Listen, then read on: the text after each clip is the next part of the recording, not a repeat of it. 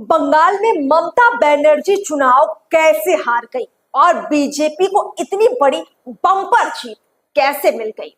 सच क्या है, आंकड़े क्या है और ग्राउंड की सच्चाई क्या है, हम आपको बताएंगे। जो सच आज इस वीडियो में हम आपको बताने जा रहे हैं, जो एनालिसिस हम करने जा रहे हैं, आपको ध्यान से इसे सुनना भी होगा और समझना भी होगा। नमस्कार, मैं अर्पिता और आप देख रही हैं पीओ भारत। देखिए, एक बहुत ही प्रतिष्ठित कंपनी कह लीजिए, संस्थान कह लीजिए, जो अपनी आंकड़े इकट्ठा करती है, हर बार चुनावों में चुनाव के परिणाम बताने का प्रयास करती है, एक अनुमान लगाती है। एक्सिस माई इंडिया काफी पॉपुलर ये कंपनी मानी जाती है, ये संस्थान माना जाता है। लेकिन बंगाल चुनाव को लेकर एक्सिस माई इंडिया ने कोई आंकड़े जारी ही नहीं किए। जानते हैं क्यों?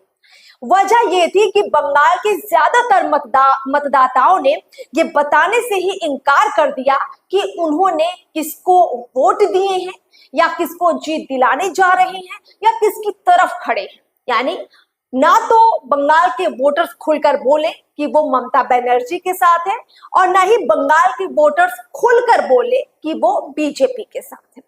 ऐसे में सवाल ये खड़ा होता है कि ममता बनर्जी और बीजेपी की जीत हार को लेकर जो आंकड़े इस वक्त चल रहे हैं, उनमें दम कितना है, उनकी हकीकत कितनी है। देखिए, मतदान के बाद एग्जिट पोल आया, तमाम संस्थाओं ने एग्जिट पोल निकाले और इस एग्जिट पोल ने सारे के सारे टीएमसी के कार्यकर्ताओं को, ममता बनर्जी को हताश, निराश कर दिया और ऐसा लगा कि ममता बनर्जी ने बंगाल खो दिया है। लेकिन क्या वाकई में ऐसा है? अगर ऐसा है तो इसके पीछे वजह क्या हो सकती है, इस पर भी बात करेंगे हम। लेकिन सबसे पहले कुछ आंकड़े आपके सामने रखते हैं जो एग्जिट पोल में तमाम संस्थाओं की तरफ से निकाले गए हैं। देखिए, एबीपी की तरफ से जो मैट्रिक्स सर्वे सामने आया है, इसमें टीएमसी को 125 से लेकर 140 सीटें दी गई हैं और 294 विधानसभा सीटों में से जो बहुमत का आंकड़ा है वो 148 सीटों का है। यानी कि टीएमसी को बहुमत नहीं मिला है, बीजेपी को बहुमत मिला है। 146 से लेकर 161 सीटें यहां मैट्रिक्स के सर्वे में बीजेपी को मिली। इसी तरह आप देखेंगे कि पोल डायरी के जो आंकड़े हैं, वहां टीएमसी को सिर्फ 99 से लेकर 127 विधानसभा सीटें दी गई और बीजेपी को 142 से लेकर 171 विधानसभा सीटें दी गई हैं। प्रज्ञा पोल के आंकड़े भी टीएमसी के लिए डराने वाले हैं। 85 से लेकर 110 सीटें मात्र ममता बनर्जी को मिल रही हैं। वहीं बीजेपी के खाते में 178 से लेकर 208 तक सीटें जा रही हैं। पी मार्क का भी जो आंकड़ा है काफी चौंकाने वाला है। ये भी 118 से लेकर 138 सीटें दे रही हैं ममता बनर्जी को और बीजेपी को 150 से लेकर 175 सीटें। सवाल ये है कि जब बंगाल में मतदाताओं ने इतना खुलकर मतदान किया और 92% के लगभग मतदान हुआ, तो बंगाल के ज्यादातर मतदाताओं ने कैमरे के आगे या बिहाइंड द कैमरा ये बताने से इनकार क्यों किया कि वो किसको जितवाने जा रहे हैं या किसकी जीत के लिए वोट करके आए हैं? इसके पीछे एक बहुत बड़ी वजह है। वजह ये है कि बंगाल में सत्ता परिवर्तन की तस्वीर इस बार दिखती हुई नजर आ रही है। ऐसा वाकई में लग रहा है कि बंगाल इस बार शायद ममता बनर्जी के हाथ से अब जा चुका है, क्योंकि जितने भी सर्वे हुए हैं, तमाम जो मीडिया हाउसेस हैं, उनके जो रिपोर्टर्स ग्राउंड पर मौजूद रहे, उन्होंने जो अपने आंकड़े जुटाए, उससे यही अनुमान लगता है कि ममता बनर्जी के हाथ से बंगाल जा चुका है। और जो बढ़ा हुआ मतदान है, 92% की जो वोटिंग है, वो भी इशारा कर रही है कि वो सत्ता के खिलाफ हुई है। क्योंकि आपने देखा होगा कि बिहार में भी कुछ यही पैटर्न था। बिहार में भी वोटिंग का जो परसेंटेज था, उसने सारे आंकड़े ध्वस्त किए थे और बिहार के विधानसभा चुनाव में भी इसी तरीके से हमने देखा कि महिलाओं ने रिकॉर्ड तोड़ मतदान किया, अच्छा खासा वोट पड़ा। इवन आजादी के बाद से माना यह गया कि सबसे ज्यादा मतदान 2025 के विधानसभा चुनाव में बिहार में हुआ। उसका परिणाम ये निकला कि नीतीश कुमार और बीजेपी की बम्पर जीत हुई।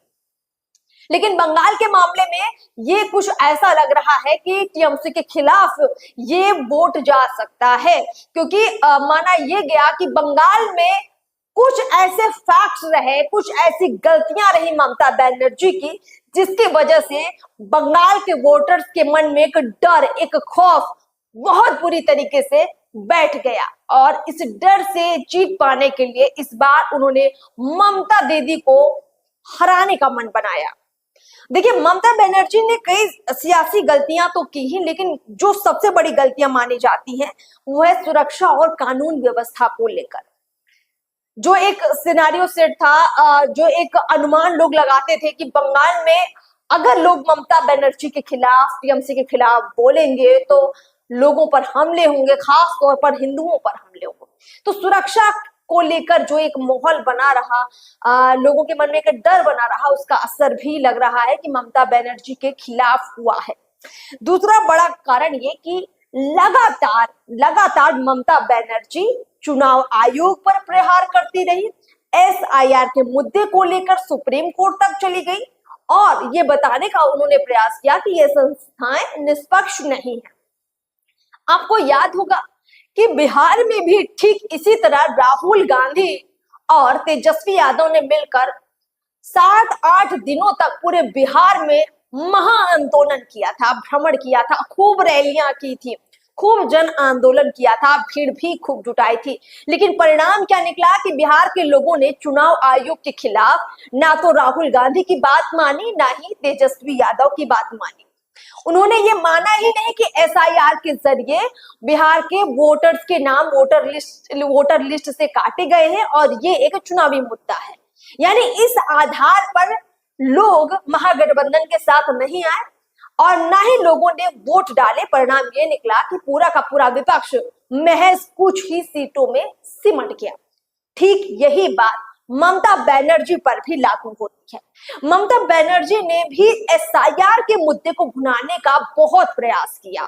चुनाव आयोग के खिलाफ वो बार बार टिप्पणी करती रही, बार बार आरोप लगाती रही और हो ना हो, जैसा कि बिहार के मतदाताओं ने इस बात को स्वीकार नहीं किया, हो सकता है कि बंगाल के मतदाताओं ने भी इस बात को स्वीकार नहीं किया हो, इसीलिए एग्जिट पोल में जो आंकड़े बता रहे हैं वो ममता बनर्जी के खिलाफ है, ममता बनर्जी की हार का इशारा कर रही हैं। यानी एसआईआर का मुद्दा पकड़ना ममता बनर्जी की बड़ी गलती थी, चुनाव आयोग के खिलाफ बोलना ममता बनर्जी की बड़ी गलती थी। लोगों के मन में उन्होंने मुद्दों का सही से कह सकते हैं कि प्रचार नहीं किया। लोगों के जहन में जो बात रखनी चाहिए थी ममता बनर्जी वो नहीं कर पाए। एसआईआर और चुनाव आयोग के पीछे पड़ी रही और लोगों को लगा कि ये उनके जनहित के मुद्दे हैं ही नहीं। यानी ना शिक्षा, न व्यवस्था, न पढ़ाई, न सुशासन, ऐसी रोजगार की कोई बातें ममता बनर्जी की तरफ से जोरों शोरों से नहीं की गई जो लोगों को अट्रैक्ट कर सके। कुछ स्कीम जरूर लॉन्च की ममता बनर्जी ने चुनाव आयोग के आगे पीछे, लेकिन उसका उतना असर होता नहीं दिखा, क्योंकि कहीं ना कहीं बीजेपी ने भी अपने मैनिफेस्टो में उससे बढ़कर कई योजनाओं का जिक्र कर दिया था। अब देखिए, ममता बनर्जी से एक और बड़ी भूल हो गई। ममता बनर्जी बीजेपी के हिंदुओं के ध्रुवीकरण की रणनीति को रोक नहीं पाई। बीजेपी ने बहुत ही होशियारी से हिंदुओं के ध्रुवीकरण का खेल बंगाल के अंदर किया, लेकिन इसके साथ ही साथ उन्होंने जाति आधार पर भी बंगाल में हिंदुओं को साधने का काम किया। देखिए, जो हमारे पास डेटा है इससे आपको सच समझ में आएगा। जो जातीय समीकरण बंगाल में बीजेपी ने लागू किया, जिसका असर कहीं ना कहीं वोटिंग में दिखा, टुडेज चाणक्य जैसे एग्जिट पोल में यह बताया गया है कि बीजेपी को हिंदुओं के एससी कैटेगरी से 67% वोट मिला, ओबीसी कैटेगरी से 61 यानी 61% वोट मिला, एसटी कैटेगरी से 53% लगभग वोट मिला। इसका मतलब साफ है कि ना सिर्फ ध्रुवीकरण बीजेपी ने हिंदुओं का किया, बल्कि जाति आधार पर भी गोलबंदी का प्रयास किया और लोगों का समर्थन हासिल किया। बीजेपी ने बंगाल में महिलाओं की सुरक्षा का मुद्दा भी जोरों शोरों से उठाया और ममता बनर्जी इस मुद्दे को दबाने में नाकामयाब रही। बंगाल में महिलाओं की सुरक्षा का जितना जिक्र बीजेपी ने किया, जितने हमले बीजेपी ने किए, ममता बनर्जी ने उनका ठीक से पलटवार नहीं किया, ठीक से बचाव भी नहीं किया। एक बड़ा कारण ये भी माना जा सकता है क्योंकि जो महिला वोटर हैं वो बढ़ चढ़कर मतदान करती रही हैं। बिहार में भी हमने देखा कि कैसे महिला वोटर्स ने चुनाव में बड़ी भागीदारी दिखाई और इतना बढ़िया उन्होंने वोट डाला कि बम्पर जीत बीजेपी को, एनडीए को मिली, नीतीश कुमार को मिली। यानी महिलाओं को साधने में थोड़ा ममता बनर्जी चूक गई। इसके साथ ही साथ अगर आप गौर करेंगे तो ममता बनर्जी को सबसे ज्यादा झटका जो है अपने बागी नेताओं से भी लगा। अब आप देखिए कि शुवेंदु अधिकारी जो कभी टीएमसी के ही नेता हुआ करते थे, इस वक्त ममता बनर्जी के लिए सबसे बड़ी चुनौती शुवेंदु अधिकारी ही है बंगाल के अंदर। नरेंद्र मोदी और अमित शाह दिल्ली से खेल करते हैं, लेकिन शुवेंदु अधिकारी बंगाल में रहकर ममता बनर्जी के खिलाफ जबरदस्त खेल करते हैं। आपको याद होगा कि जब एक घटना घटती है बंगाल के मालदा में, उस घटना के बाद कैसे अमित शाह बंगाल में 15 दिनों तक ठहरते हैं और अपने कार्यकर्ताओं के मन से डर निकालने का काम करते हैं कि टीएमसी के लोग तुम्हारा कुछ नहीं बिगाड़ पाएंगे, मैं तुम्हारे साथ खड़ा हूं। ये काम अमित शाह ने भी किया। यानी ममता बनर्जी प्रयास पूरे करती रही, लेकिन कहीं ना कहीं वो कामयाब नहीं हो पाई क्योंकि ममता बनर्जी को चौतरफा घेर लिया गया था। अवैध घुसपैठ का मुद्दा अमित शाह ने जिस तरीके से उठाया, बांग्लादेश से आने वाले अवैध घुसपैठियों को बंगाल में न सिर्फ ममता बनर्जी बसा रही हैं, बल्कि बंगाल के जो स्थानीय लोग हैं उनके अधिकार छीनकर बांग्लादेशियों को दे रही हैं। ये बातें बीजेपी की तरफ से हर बार चुनाव प्रचार में बार बार कही गई, जिसका काफी असर भी हुआ बंगाल के वोटर्स के जहन में। तो चौतरफा तरीके से बीजेपी ने ममता बनर्जी को घेरा और यही वजह रही कि एग्जिट पोल के आंकड़े साफ तौर पर ये बता रही है कि ममता बनर्जी बंगाल का चुनाव हार चुकी है। बंगाल ममता बनर्जी के हाथ से जा चुका है। लेकिन अगर हम एक्सिस माई इंडिया के आंकड़ों पर नजर डालें, जिसने अपने आंकड़े जारी ही नहीं किए, मतलब उनका कहना है कि ज्यादातर बंगाल के वोटर्स बताना ही नहीं चाहते कि किसको उन्होंने वोट दिया, तो इससे ये भी पता चलता है कि कहीं ना कहीं उनके मन में ये डर रहा होगा कि अगर अभी हम इसका खुलासा कर देंगे और वापिस से सत्ता में टीएमसी आ जाएगी, ममता बनर्जी आ जाएगी, तो कहीं उनके पार्टी के लोग हमारा कोई नुकसान ना कर दे। इससे अच्छा है कि अपनी जबान बंद रखो। यानी ये फैक्ट भी ममता बनर्जी के खिलाफ जा रहा है। लोगों का ना बोलना, चुप रहना, चुपचाप वोटिंग करना भी ममता बनर्जी के खिलाफ ही जा रहा है। देखिए, एग्जिट पोल से ये लग रहा है, इन तथ्यों से ये लग रहा है कि ममता बनर्जी बंगाल हार चुकी है। लेकिन परिणाम के दिन काफी कुछ चीजें बदलती भी हैं। देखते हैं क्या कुछ होता है। आप भी जरूर कमेंट बॉक्स में बताइए कि बंगाल में चुनाव की हार जीत में, यानी अगर टीएमसी हारती है या जीतती है या बीजेपी हारती है या जीतती है, तो इसके पीछे की असल वजह क्या हो सकती है? ध्रुवीकरण या फिर असुरक्षा का मुद्दा? नमस्कार।